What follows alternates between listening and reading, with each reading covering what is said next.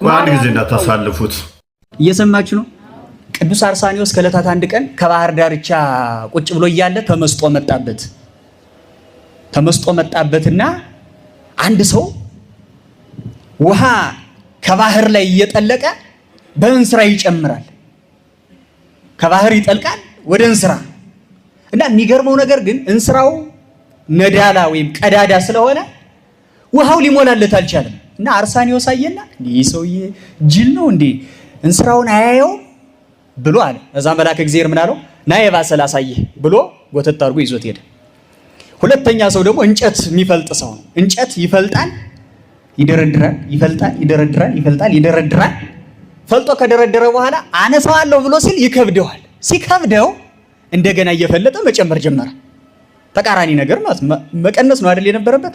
ጨመረ። እንዴ መቀነስ ሲገባው እንዴት ይጨምራል ብሎ አሁንም ገረመው ቅዱስ አርሳኒዮስ። ና የባሰ ላሳይህ አለና ደግሞ ሁለት ሰዎች ግንድ ተሸክመዋል። ግንድ ሰው ሲሸከም አይታችሁ ከሆነ ፊትና ኋላ ሆኖ ነው አይደለ ግንድ የሚያዝ። እነዚህ ግን እንደ በሬ ቀንበር ጎንና ጎን ሆኖ ነው የያዙት ግንዱን። ከዛ በኋላ በጣም በፍጥነት በፉክክር ነው የሚሄዱ።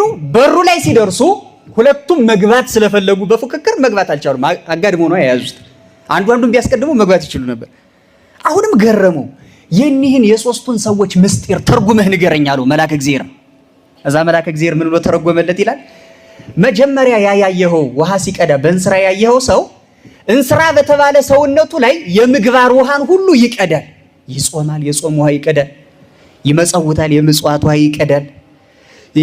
ሌላም የስግደትን ውሃ ማይቀዳው የውሃ አይነት የለም።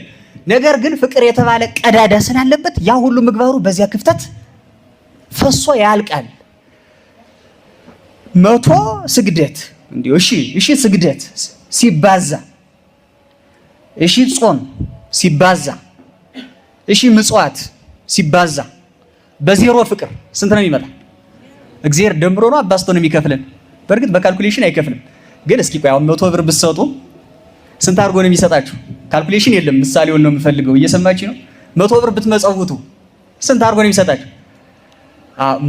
100 እጥፍ ዋጋ በመንግስተ ሰማያት ያገኛል አይደል? ማለት እጥፍ ማለት ማለት ነው ብዜት ማለት ነው። ስለዚህ በማባዛት ነው ማለት ነው። ገብቷችኋል አይደል? እና አሁን 100 እሺ 100 ስግደት ሲደመር 100 ጾም ሲደመር 100 ምናምን ሲደመር ከሆነ ሲባዛ በዜሮ ፍቅር ከሆነ ማን ነው ሲደመር በዜሮ ፍቅር ከሆነ ችግር የለውም። በመደመር ሂሳብ ከሆነ አብዝቶ ስለሆነ ጌታ የሚሰጥ በማባዛት ስለሆነ ፍቅር ዜሮ ከሆነ ያን ሁሉ ምን ያደርገዋል? በዜሮ የተባዛ እንዲህ ከመሆን እግዚአብሔር ይሰውር። በአናታችን እስክንተከል ሰግደን አስባችሁታል?